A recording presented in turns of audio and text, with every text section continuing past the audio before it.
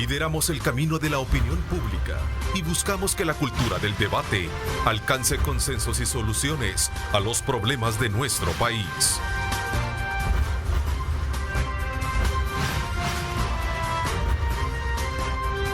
Diálogo con Ernesto López.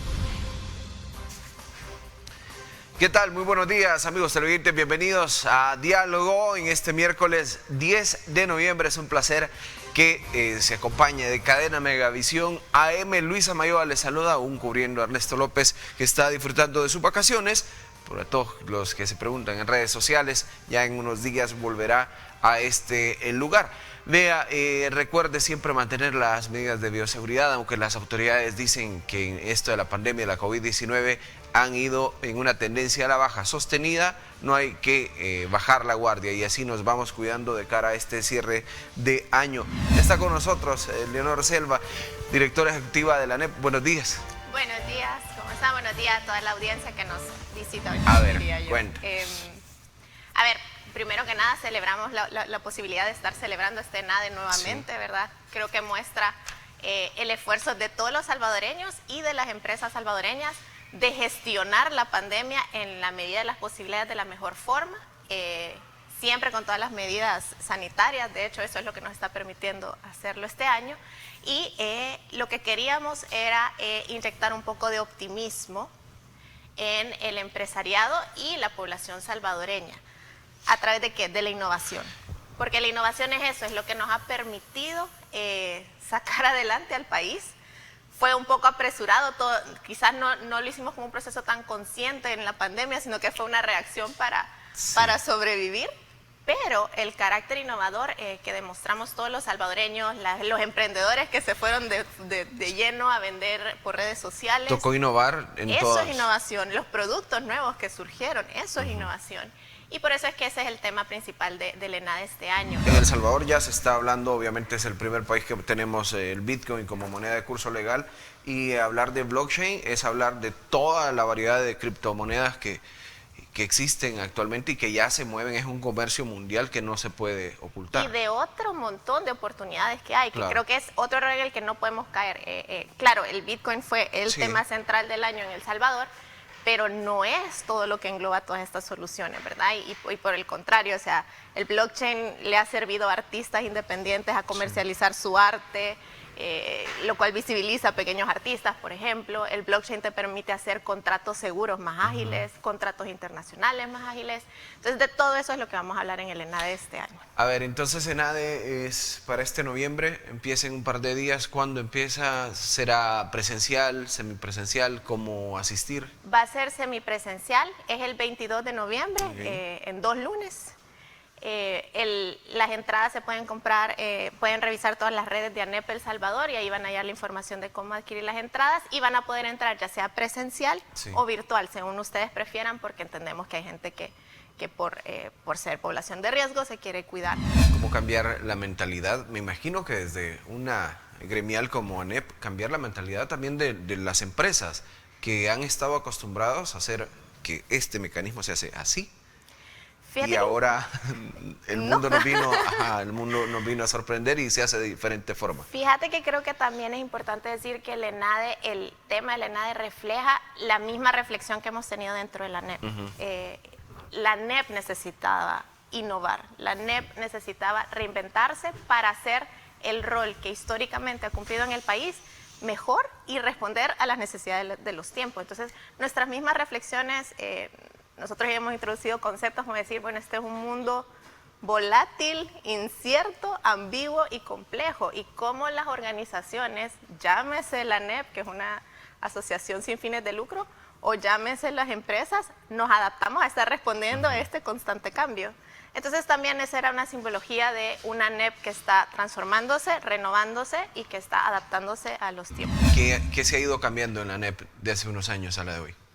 Mira, creo que la reflexión de que el presente demanda que los empresarios seamos más resilientes, pero también autónomos. Yo creo que había habido una cierta comodidad de decir, bueno, que otros actores hagan los cambios que se tienen que hacer. Y habíamos desarrollado esta idea de, bueno, si no modifican la ley, entonces yo no puedo innovar en mi negocio, porque esa es una limitante. Y ciertamente los marcos legales que hay en el país son una limitante o una oportunidad para los negocios. Pero el sector privado podemos hacer más por el país y creo que esa reflexión nos está cayendo, que no vamos a esperar a que otro nos diga a dónde va el rumbo económico del país, sino que lo vamos a marcar nosotros, pues, y que vamos a liderar con el ejemplo. Se ha hablado mucho que El Salvador ha tenido un manejo que al inicio fue criticado, el manejo de la pandemia, pero que ahora, por ejemplo, vacunación y demás, ha ido dando buenos resultados como para dar esta apertura. Esa es también la versión oficial, que dice, hemos manejado bien la pandemia y esto nos ha permitido empezar a recuperarnos económicamente. ¿Cómo ver esta recuperación después del cierre total por un confinamiento de pandemia? Hay que verlo justo así. Nosotros lo describimos en nuestro informe semestral. Estábamos de acuerdo, se podían cumplir las proyecciones del gobierno de El Salvador, ciertamente. Y eso, de nuevo, es gracias a las familias salvadoreñas, principalmente a las remesas que eran enviadas al Salvador y a las exportaciones. Es decir, nuestros empresarios y nuestros hermanos lejanos estaban apuntalando esta recuperación económica, que hay que verla como eso, un rebote. Hablemos de seguridad jurídica. Y aquí, a ver, hay que poner todo, nosotros queremos hacer un balance bastante equilibrado. Sabemos que, por ejemplo, ayer en la Asamblea Legislativa sí se aprobaron efectivamente dos leyes que creo yo, o más bien una la semana pasada y otra el día de ayer, dos leyes que son positivas. La primera es la ley que ahora nos permite que el documento único de identidad sea verdaderamente un documento único de identidad, ¿verdad? Eso es lo que le va a ayudar, tal vez el ciudadano no lo va a sentir inmediatamente, pero cuando vaya a hacer trámites... un solo número. Un solo número. Eso al final es parte de simplificar la burocracia. ¿Qué pasa? Estas reformas legales igual tienen que aplicarse en un contexto. Y ese contexto tiene que tener seguridad jurídica. Y eso es lo que nos preocupa de cara a que en el otro año nosotros podamos transformar esa recuperación económica en crecimiento económico. ¿Qué pasa? La pérdida de independencia judicial, el comportamiento, voy a decir, errático de la Asamblea Legislativa, donde no sabemos qué se discute, no sabemos qué se aprueba. Esos son intangibles, son como condiciones no palpables, pero que para los negocios son sumamente importantes. Son más importantes que lo que diga el texto de la ley, porque es cómo se aplica esa ley. Ahí es donde nosotros sí creemos que en el último año ha habido un deterioro. A ver, hablando de seguridad jurídica y lo que están planteando, ¿así lo ve la gremial o así lo ven los empresarios? Ambos. Nosotros somos la voz de los empresarios. Sí. Y hay que decirlo, el más sensible es el empresario. Es que el empresario, a ver, el empresario no quiere estar metido en política. El empresario lo que quiere es que me digas cuáles son las reglas del juego, que esas reglas estén claras, y déjame a mí planificar mi negocio, hacer lo que mejor hacen los empresarios, que es generar prosperidad. ¿Se han cambiado las reglas a día de hoy? Tú lo ves, o sea, todas las semanas se cambian las reglas. ¿Afectan en hacer negocios? Afectan en hacer negocios. La forma en que se cambian las reglas afecta tanto como lo que cambias. Y eso es importante que lo tengan claro la mayoría de políticos o funcionarios. ¿Cómo se prepara el sector privado para una reforma del sistema de pensiones? Por ejemplo, que ya le tocaba. Se está hablando de un incremento del pago de pensión que también le van a traducir al patrono. ¿Cómo ir con estas proyecciones cuando no se conoce una propuesta? Esa es la gran pregunta. ¿Cómo nos preparamos si no se nos da información? ¿Se han acercado a querer conocer esto? Sí, definitivamente. A ver, una de nuestras gremiales es Asafondos, son los fondos de pensiones. Y por otro lado, todos los empleadores contribuimos a la cotización, que no es ni de nosotros ni del Estado, es de los trabajadores. Nosotros aportamos como para apalancar lo que el trabajador ya se ganó. Sí. Pero sí, no tenemos ninguna información a la fecha y deberíamos ser considerados. A ver, hay un problema mundial que es el incremento del precio de los combustibles y que esto en las empresas tiene muchísimo que ver en la cadena de suministros y también la cadena de traslados de los camiones principalmente para la materia prima. El impacto económico del precio del combustible, del petróleo en nuestro país, cómo se ve reflejado ya en las empresas. ¿Han hecho un análisis ustedes de, nuestros agremiados están preocupados porque la materia prima se les está incrementando por el costo de traslados? Sí, a ver, y aquí hay que decir que hay dos grandes crisis que están pasando en el mundo. Y quizás yo hago el paréntesis porque, a ver, algo que nos pasó con nuestro informe semestral es, nosotros podemos decir que la economía se estaba recuperando, pero el salvadoreño de a pie nos decía, pero yo no lo siento, siento que todo se está poniendo más caro. Las dos cosas son ciertas y nosotros tenemos que responder al por qué. ¿Por qué usted siente que el costo de la vida está subiendo?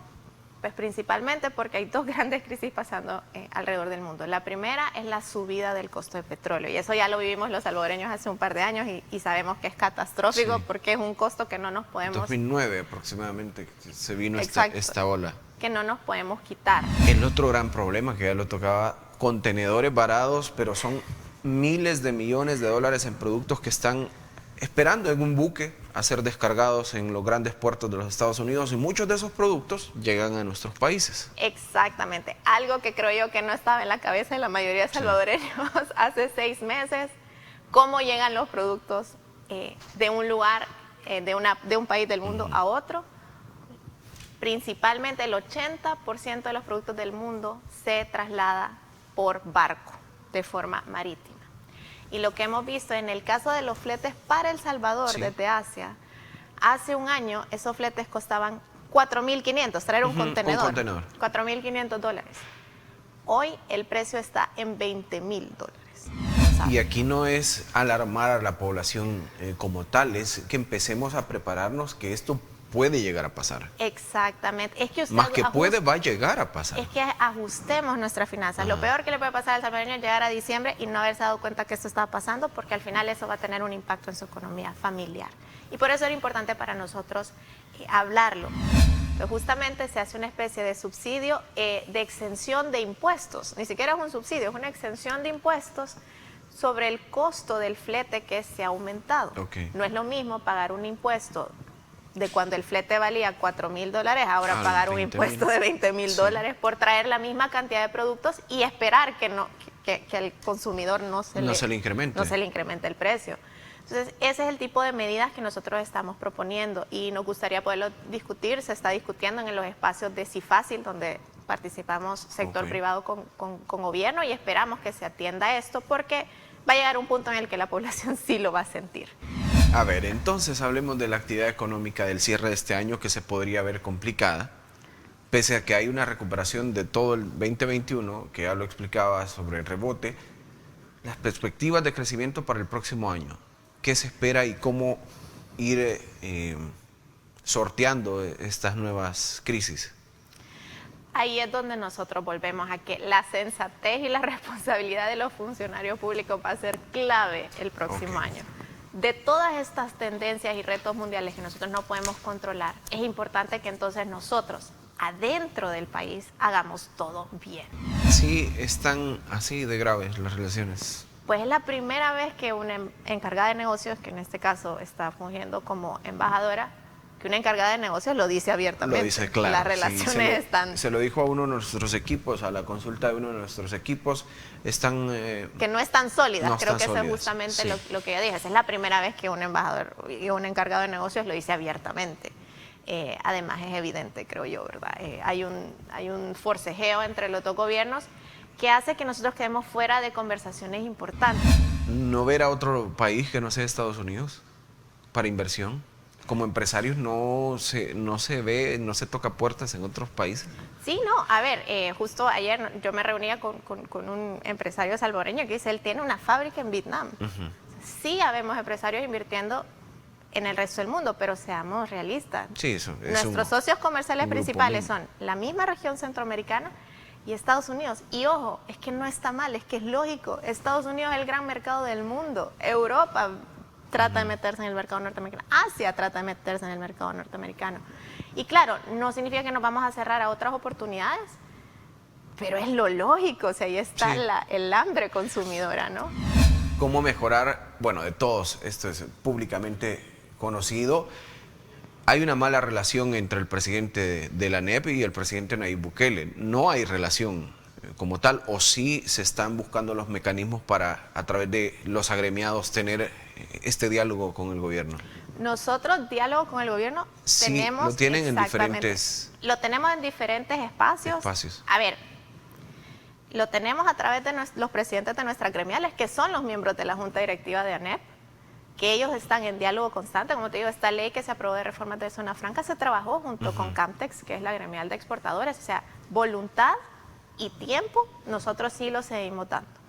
Además, bueno, nosotros, por ejemplo, hace 2 semanas se nos llamó a conformar para que se reactive el Consejo Superior del Trabajo.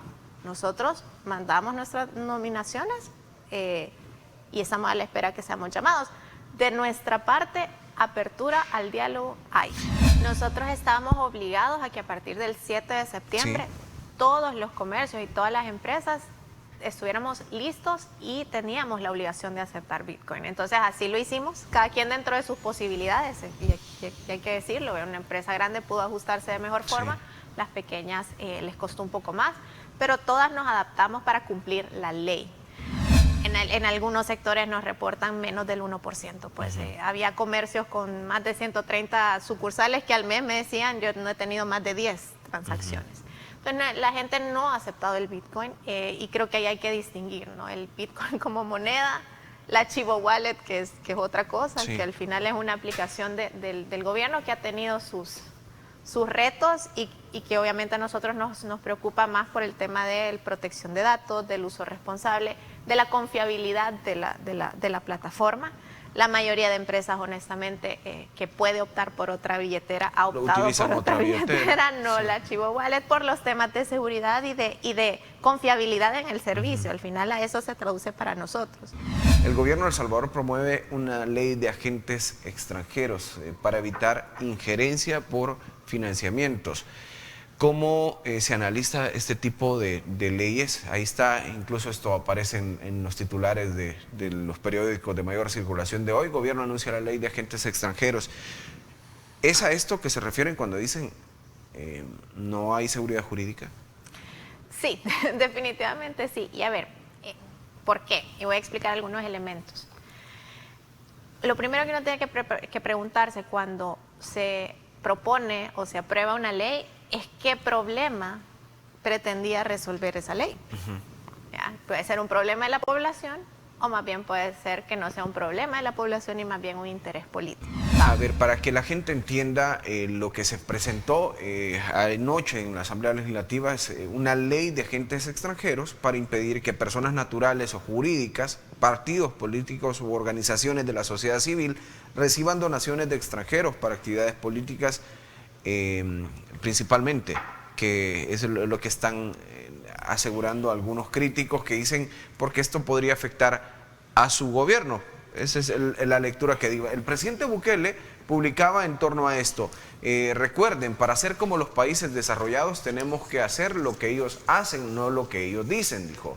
Si esa ley es buena para los Estados Unidos, ¿por qué no sería buena para nosotros? Eso es lo que publicó anoche en su cuenta de Twitter, porque hizo críticas a periodistas. Interesante que periodistas afirmen que la ley de agentes extranjeros está basada en una ley de Nicaragua y no en una de los Estados Unidos. Es extraño porque no lo han podido leer. ¿Cómo se nota que no son periodistas? Realmente solamente son activistas políticos de la oposición. Publicaba en relación, luego minutos después publicó la ley en la que asegura se basó este documento presentado ayer en la Asamblea Legislativa, que es una ley vigente en los Estados Unidos, justamente para lo mismo, para evitar que agentes extranjeros estén financiando organizaciones. ¿Cuál es el problema? Y volvemos al tema de seguridad jurídica. El problema no es el texto de ley, porque aparte, a ver, que gobiernos extranjeros financian partidos políticos ya está prohibido en la ley de partidos políticos. Esa prohibición ya existe. El problema es que los partidos políticos no transparentan a sus financistas. Ese es el problema. No es la ley, es cómo se aplica o no se aplica. Y ahí hay que decirlo. Si el gobierno quiere que se aplique, pues empiece por pedirle a los partidos políticos, incluyendo al partido político de gobierno, que transparente quién financia las campañas. Financiar actos terroristas ya está prohibido, o sea, por definición es ilícito. Por definición en el Código Penal y en otro montón de leyes ya está prohibido. Entonces, de nuevo, lo que hay es que exigirle a todos que cumplan esa ley. ¿Qué es lo que preocupa y qué es lo que ha preocupado a las organizaciones de sociedad civil? Que en la práctica estas leyes las han ido aprobando gobiernos de corte autoritario cuando ven que el contrapoder o digamos que el contrapeso que se les hace viene de sociedad civil.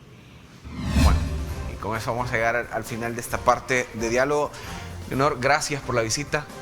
Gracias por ampliar estos conceptos también, que otra óptica desde dónde están parados y cómo están viendo la realidad los empresarios. Gracias.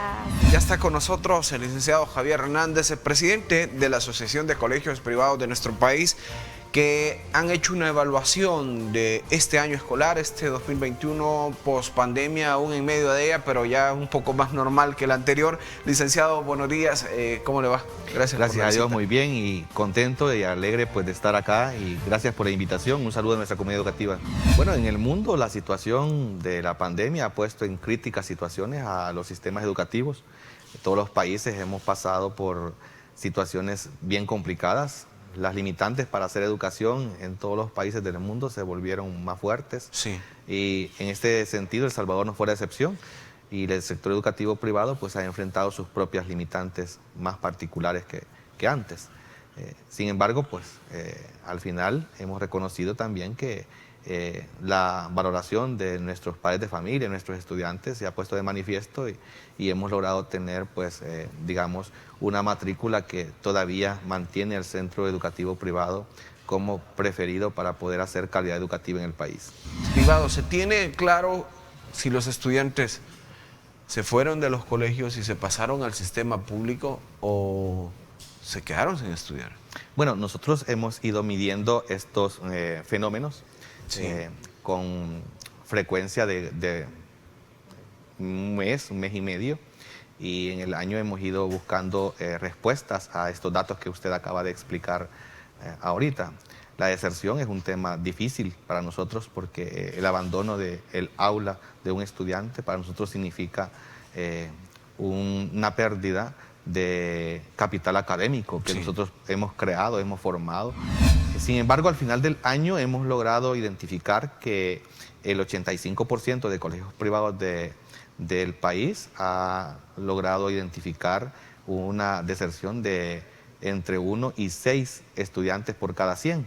Okay. Esto significa de que ya en números, digamos, absolutos, la cantidad de estudiantes es fuerte que abandonó el aula en el año escolar y que al final no logró incorporarse para terminar su año escolar. ¿Cómo ponerle atención a esto? Daban datos también sobre colegios agremiados que han hecho un estudio que tienen dificultades para poder habilitar la matrícula para el próximo año. ¿Cómo han ido evaluando esto? Porque abrir operaciones de algo que no están recibiendo una rentabilidad es al final entendible, pero complicado para la comunidad educativa. Es correcto. Bueno, hay comportamientos, digamos, administrativos en los centros educativos privados que están teniendo como resultado dificultades financieras para operar el año 2022. Esto nosotros lo veníamos midiendo desde hace varios años.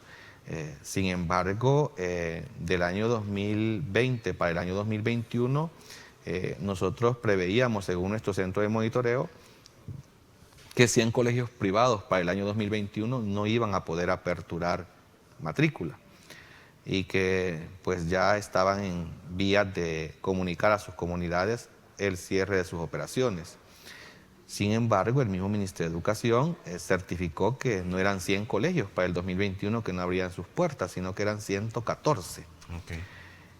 Hoy, al final del año, nuestro centro de monitoreo reporta que son 9 de cada 100 colegios que no van a abrir matrículas para el próximo año 2022.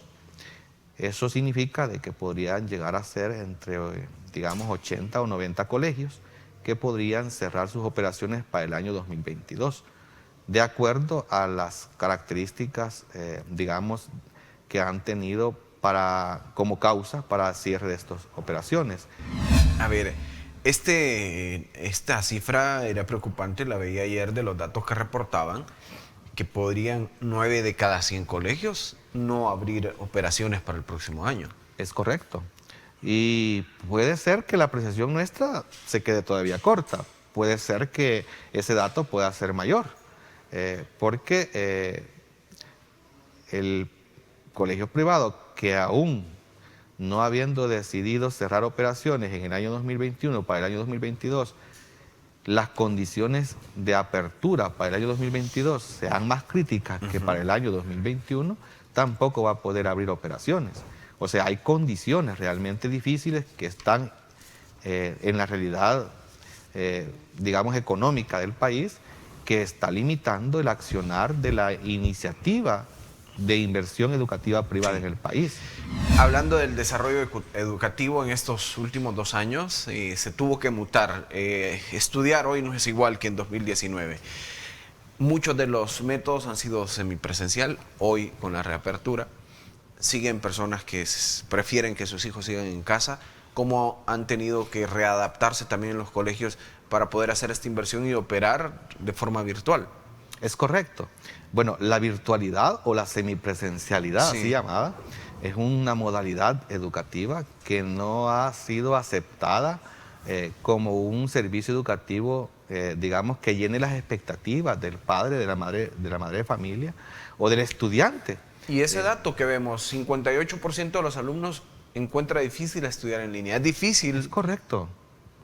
Bueno, es que, digamos, si presencialmente, Luis, ya habían condiciones difíciles de mantener el estudiante en el aula, atento. Virtualmente es peor, exactamente, atento, así la palabra, atento. Es todavía mucho más difícil en la virtualidad.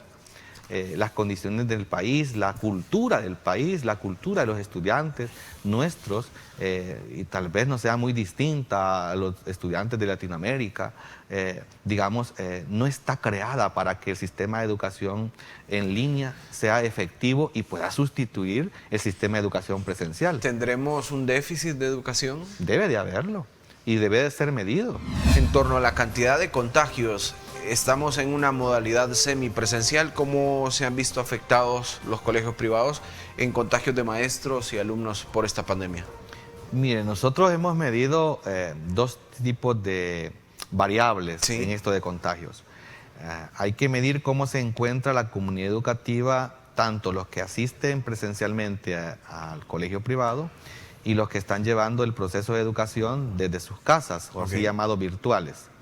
En el caso de los estudiantes presenciales, nosotros mantenemos que el 34% de colegios privados ha reportado entre 1 y 5 casos positivos de estudiantes presenciales contagiados.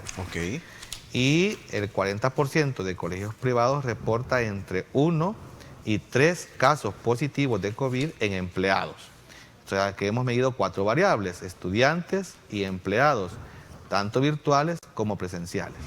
Quiere decir que el principal centro de contagio que tiene la comunidad educativa es los sitios que visitan los hogares en tiempos que no están asistiendo a clases. Y es la preocupación que hay ahorita con la vacación que viene por diciembre, que no vayamos a tener un alza de contagios debido a que las medidas de bioseguridad vayan a relajarse. Y en los centros educativos, el implementar las medidas de bioseguridad también les ha ido plantear una necesidad, solicitar cartilla de vacunación para jóvenes, o no se va a hacer como un requisito.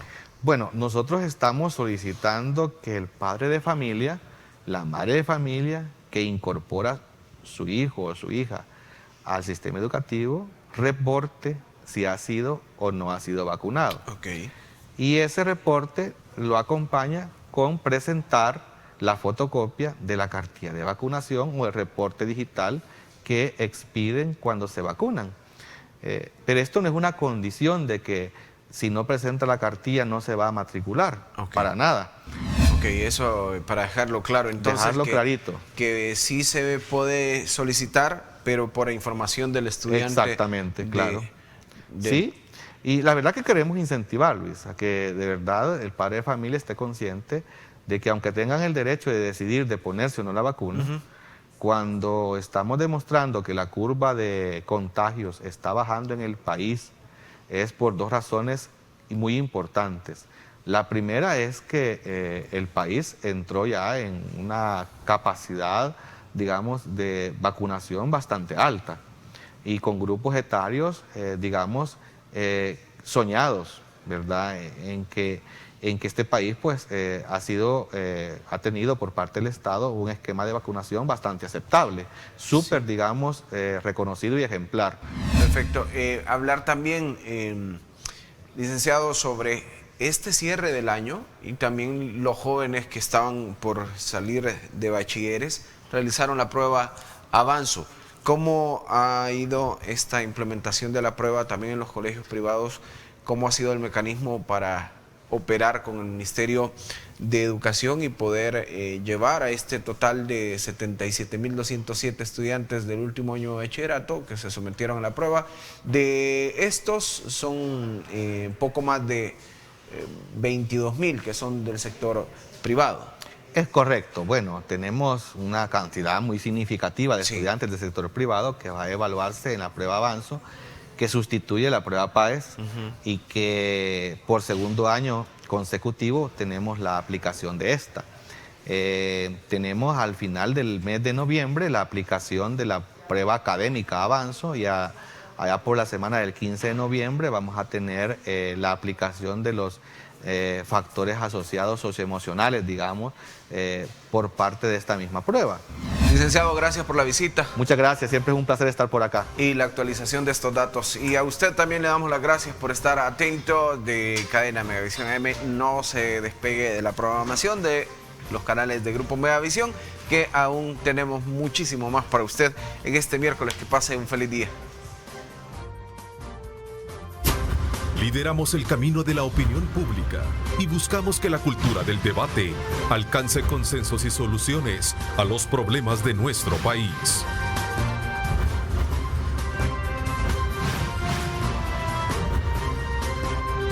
Diálogo con Ernesto López.